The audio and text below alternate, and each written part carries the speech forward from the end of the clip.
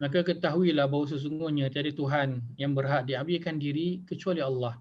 Dan mohon ampunlah bagi dosamu dan juga dosa orang beriman daripada kalangan lelaki dan juga perempuan. Dan Allah dia mengetahui tempat usaha kamu dan juga tempat tinggal kamu.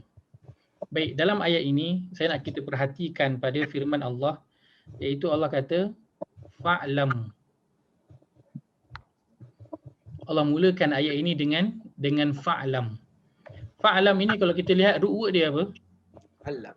Alam. Root word dia ain lam mim. Alimah. Alimah, maaf. Alimah. Dan dia punya kata nama dia adalah apa? Ilmun, kan? Ilmun. Dia sama root word dengan ilmu. Maka Allah kata dalam ayat ini, berilmulah kamu tentang Allah. Belajarlah kamu tentang Allah sehingga kamu benar-benar kenal bahawa Allah itu tiada Tuhan yang berhak diabdikan diri kecuali Dia. Dan mohon ampunlah kepada orang beriman bagi dosa kamu dan juga dosa orang beriman dan daripada kalangan lelaki dan juga wanita. Imam Al-Bukhari rahimahullah, penulis Sahih Al-Bukhari itu, dia letakkan ayat ini dalam bab apa? Dalam satu bab al-ilmu qabla al-qaul wal amal. Insya-Allah. Letakkan. Dia letakkan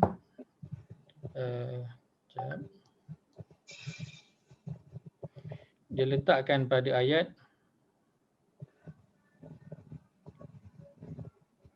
al-ilm qabla al-qaul wal amal. Sebelum bercakap dan buat. Amal. Ni siapa tadi dah makan nasi Arab tadi?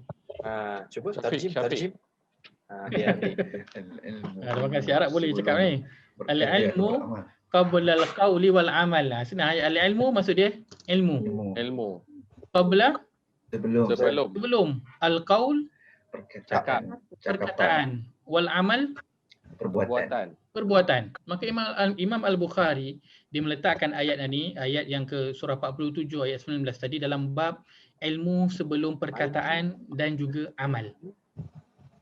Maknanya dia nak bagi tahu sebelum kita nak berkata, berdakwah, kita nak mengajar, kita nak menyampaikan, kita nak buat apa-apa, kena ada apa? Ilmu dulu. Kita nak beramal, nak buat baik, kita nak solat, kita nak puasa, nak zakat, nak sedekah, nak infak, kita nak baca Quran, kita perlu ada apa dulu? Ilmu. Perlu ada ilmu. Sebab Allah kata fa'lam. Itu dia punya permulaan dia. Kita nak kenal Allah itu satu-satunya Tuhan yang berhak diabdikan diri, maka perlu ada ilmu.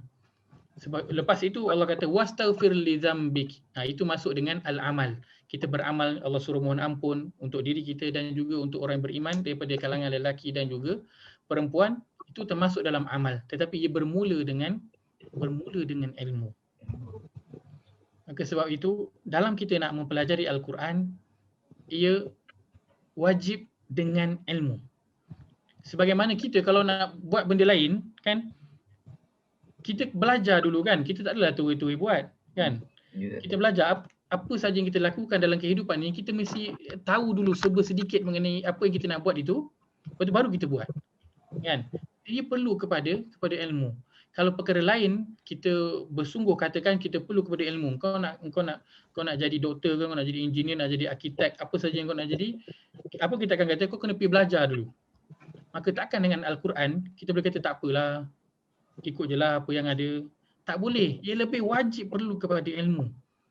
Kerana ini adalah soal untung nasib kita nanti di akhirat. Ia bukan hanya boleh sekadar suka-suka. Walau kita hanya kata kan Allah Maha Pengampun, Allah Maha Penyayang. Ya benar. Allah Maha Pengampun, Maha Penyayang. Ghafiriz dzamb wa qabilit taub. Allah itu dia Maha Pengampun dan Maha Penerima taubat. Tapi lepas tu juga Allah kata apa? Syadidil iqabizit taul. Allah juga apa yang maha dahsyat dia punya hukuman dia. Maka kita dalam beribadah tak boleh hanya kita berharap kepada Allah, kita kena ada hub, kita kena ada kecintaan, kita kena ada khauf, takut kepada Allah, dan kita kena ada ar-raja, mengharap kepada Allah. Itu semua kita perlu kepada ilmu. Maka begitu juga, bahkan lebih lagi kita dengan Al-Quran, kenalah lagi kita kena ada ilmu. Kita kena ada ilmu mengenai Al-Quran.